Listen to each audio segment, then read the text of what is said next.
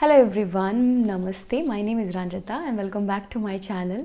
सो आज हम देखेंगे कि आपके लिए नवंबर मंथ में क्या आ रहा है. हम पहले टेरो से पूछेंगे, देन मैंने अपनी फेवरेट डेक यहाँ रखी है और हम उससे भी गाइडेंस लेंगे. और जो भी लोग मेरे चैनल पे नए हैं, आई वेलकम यू. एंड जो एग्जिस्टिंग मेरे सब्सक्राइबर्स हैं, लव टू ऑल. एंड जो मुझे नहीं जानते हैं, मेरा नाम रंजिता सिंह है और I am an holistic coach, I am an numerologist, I am a tarot card reader, I am a reiki healer, I am a law of attraction coach. So before starting this video, I would really like to say one thing. Guys, अगर आप मेरी family से जुड़ना चाहते हैं और अगर आप ये रीडिंग्स को चाहते हैं कि वो आपसे रेजोनेट करें, तो आप इस चैनल को सब्सक्राइब करें.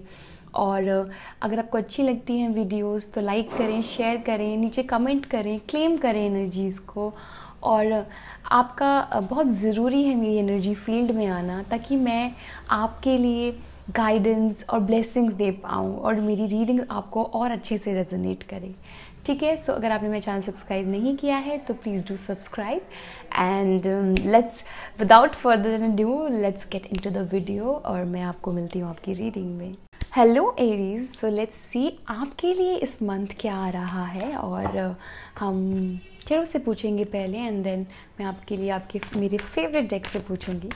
सो लेट्स सी एनर्जी क्या आ रही है. ओके एरीज गो के लिए दिस मंथ कैसा रहेगा, नवंबर के लिए कैसा रहेगा. What is the theme of the month. Okay.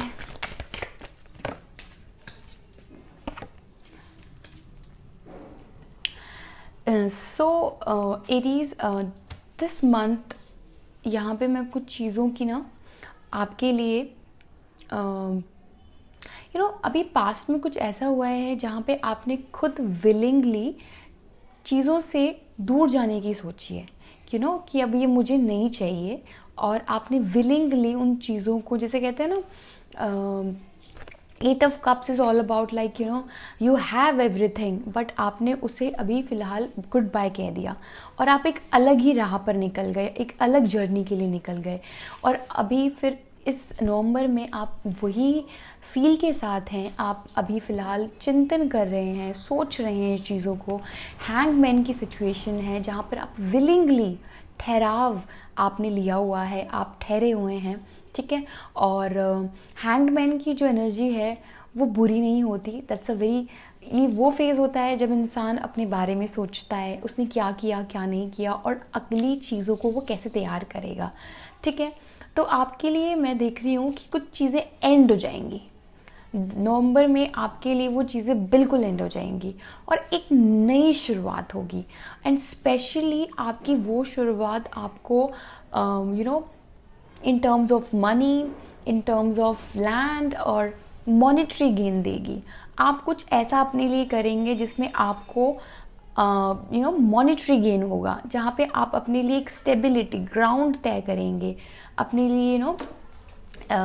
Financially आप अपने आप को स्ट्रॉन्ग करने की सोचेंगे. हो सकता है कि आप इस वक्त अपने फाइनेंस से खुश ना हो और आप इस नवंबर में नए नए टेक्निक्स या कुछ, हो सकता है कि कुछ नया स्टार्ट भी करें this November. Okay. So let's see आपके लिए और क्या आ रहा है. How is going to be your love life. Wow, queen of wands. So आपकी लव लाइफ में तो मैं बहुत स्पार्क देख रही हूँ, बहुत पैशन देख रही हूँ और कोई एक ऐसी एनर्जी आपके नवंबर मंथ में आने वाली है जो बिल्कुल, जैसे कहते हैं ना, जो फुल ऑफ पैशन होगी, फुल ऑफ फायर होगी. और हो सकता है कि आप भी अपने अंदर ये चीज़ें लेकर आएँ. ठीक है. और आपको इस नवंबर ये गाइडेंस दी जा रही है कि आप अपने पैशन को ज़रूर फॉलो करें. ठीक है.